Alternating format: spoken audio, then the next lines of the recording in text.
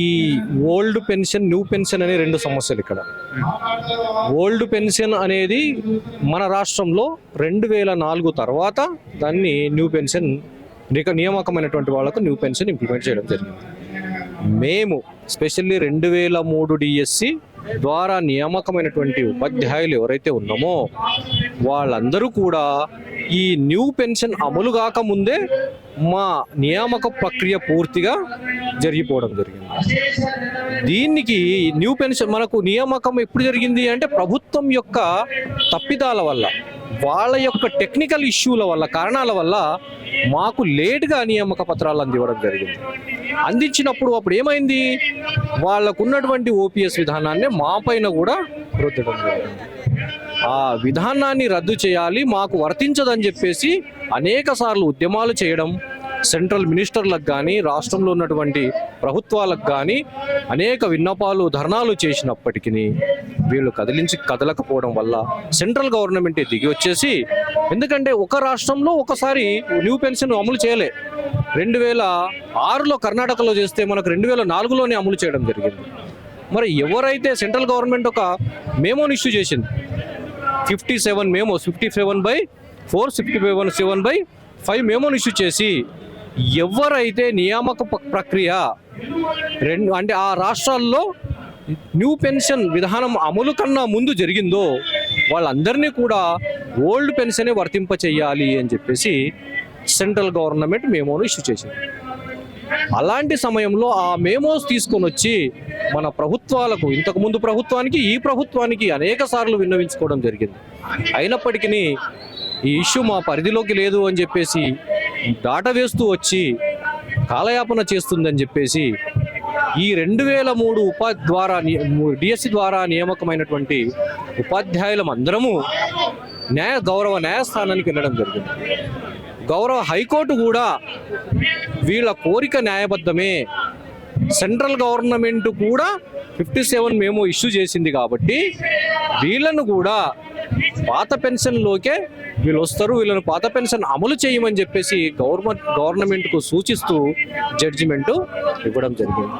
అయినప్పటికీ ఆ judgement copy తీసుకొని అనేక సార్లు ప్రభుత్వం దృష్టికి తీసుకుపోవడం జరిగింది.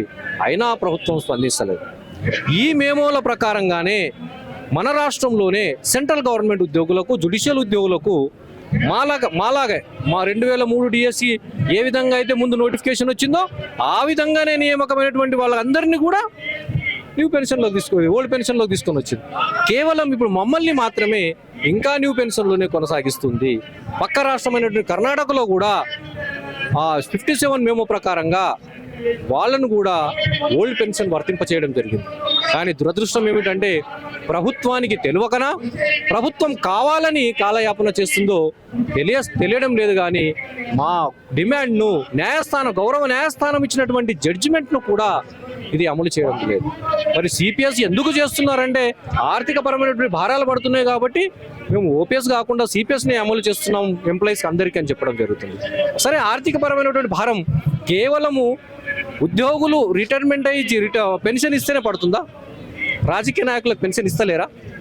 మేము 40-50 సంవత్సరాలు సర్వీస్ చేస్తే, 30-40 సంవత్సరాలు సర్వీస్ చేస్తే మాకు వచ్చే పెన్షన్ ఎంత?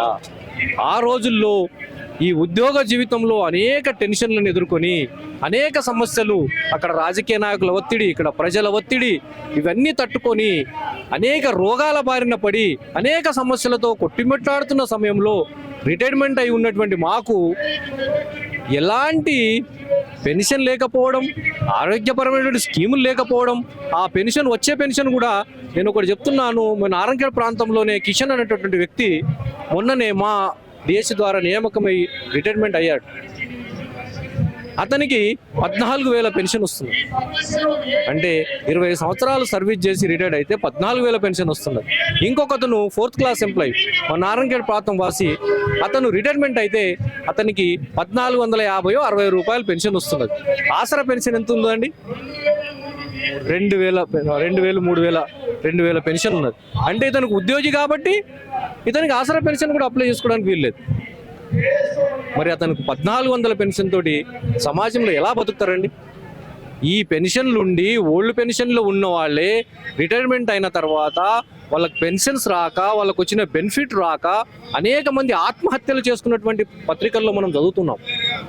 అలాంటి ఇంత సేవ చేసిన వాళ్ళకి పెన్షన్స్ ఇవ్వరు. కేవలం 5 సంవత్సరాలు రాజకీయ సేవ చేస్తామని చెప్పేసి ధనవంతులుగా ఉండి పెద్ద పెద్ద కార్లలో, ఫార్చునర్లలో, ఇంకేకో ఆడి కార్లలో తిరుగుతున్నటువంటి వాళ్ళు ఎన్నిసార్లు పదవులు అనుభవిస్తే అన్ని పదవులకు గాను పెన్షన్ వస్తుంది. ఎంపీ చేస్తే ఎంపీకి వస్తుంది, ఎమ్మెల్సీ చేస్తే మళ్ళీ ఎమ్మెల్సీ పెన్షన్ కలిపి వస్తుంది, మళ్ళీ ఎమ్మెల్యేగా చేస్తే ఎమ్మెల్యే పెన్షన్ వస్తుంది. 3-4 పెన్షన్లు కూడా తీసుకుంటారు వాళ్ళు.